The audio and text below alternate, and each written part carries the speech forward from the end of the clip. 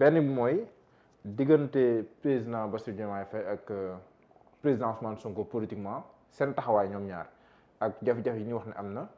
est-ce que loolu mettre l'opposition dans une situation inconfortable loolu c'est une partie de la question beneen bi aussi Diomaye président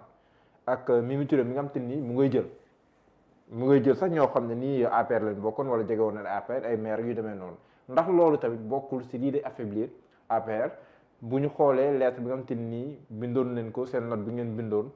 seen bi ngeen di fête seen 17 ans di wax ne quelles que soient les vicissitudes de la vie ak yoon il faut toujours garder une posture de dignité ak yu demee noonu est-ce que Diomaye président d'une part nekkul di leen sonal et de l'autre diggante Diomaye ak Sonko li si am nii nekkul di leen sonal yéen. mais anniversaire 17 ans la exactement. waaw 17 ans waaw. parce que 2008. 2026. man na 17 ans. oui. man na 17 ans 12 ans Macky Sall ak 2 ans yi muy 14. 15. 2008 ba 2012 actuel. 25 2008 ah man de li ma compté matul 17 ans. mën na ok waaw baax na. waaw mën na bon laaj nga lu am solo. waaw mais li ma may tuuti ma kii tuuti rek bon c'est vrai que bëgguma di tontu ay nit. non non mën nga brossaale mais dama jàpp ni am na fi kaddu yu ma dégg yoo xam ne dafa ma jaaxal trop parce que bu ñu nee opposition ñun dañu nekk fii di dénigrer wala di xarab benn nit wala véritablement di wax yenn wax yi dafa may xaw a jaaxal. J'ai l'impression que l'arrivée au pouvoir du président du PASTEF dafa am ñoo xam ne son passé d'opposant dañ ko bëgg a fàtte parce que jàpp naa ne en termes de virulence de propos le président du PASTEF bi muy opposé woog le président Macky Sall di dénigrer di def ay invectives di def ay comparaisons yoo xamante ni trop malheureuse et maladroite loolu fii la ñu fekk te en son temps le président Macky Sall a fait le dos rond mu muñal ko loolu fii la ñu fekk tey jii je pense que le président du PASTEF n'est pas assez naïf pour croire que li ñuy wax ni c'est faits d'armes c'est-à-dire que c'est pour le laver c'est pour le dédouaner mais on est tous sénégalais fii la ñu fekk bi muy opposé wu avec des idées on l'écoutait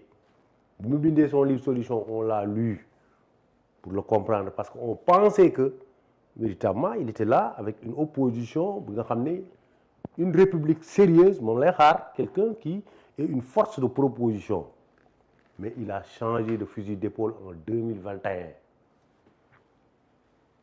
jamais ce pays musul am un opposant aussi virulent que le président du PASTEF loolu ça nous a trouvé ici moo ko def ñu wax ko donc tey jii bu ngeen bëggee taxaw di wax ni oui nous sommes là amuñu benn idée on est là di def ay invectives wala di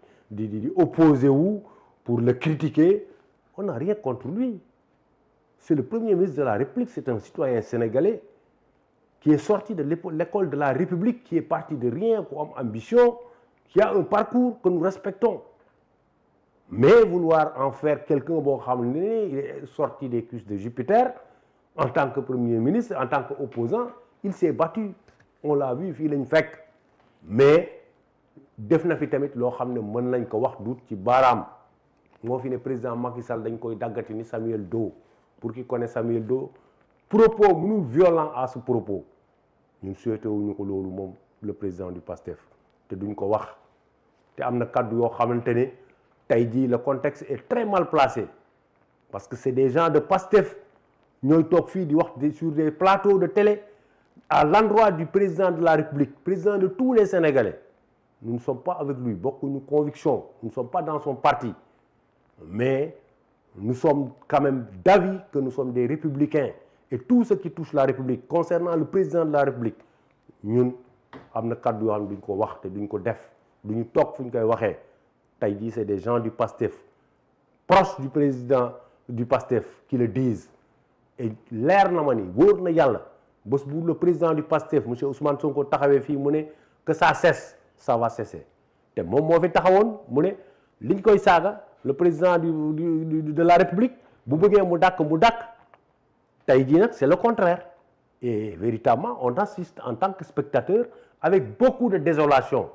parce que la République ne mérite pas ça ñun ay républicains lañu nous croyons aux valeurs de la République te li ñu gëm ci valeur de la République mooy le président de la République dañ koy jox cër comme ñi yore toutes les institutions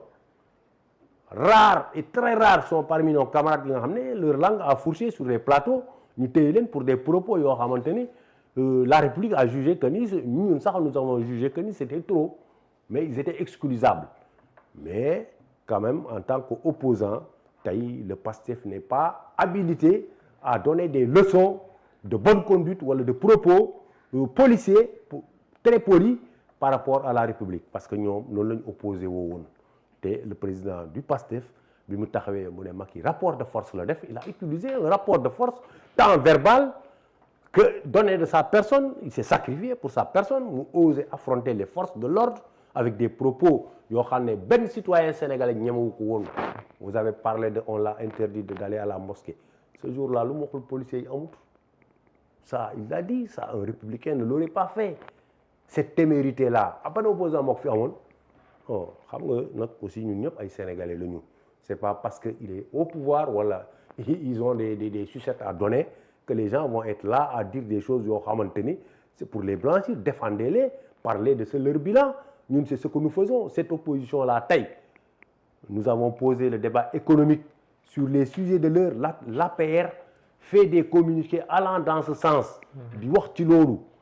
c'est dans PASTEF seulement que certains de nos camarades boo leen nee kaay débat ak des gens de PASTEF ils refusent parce que dañ lay charger violemment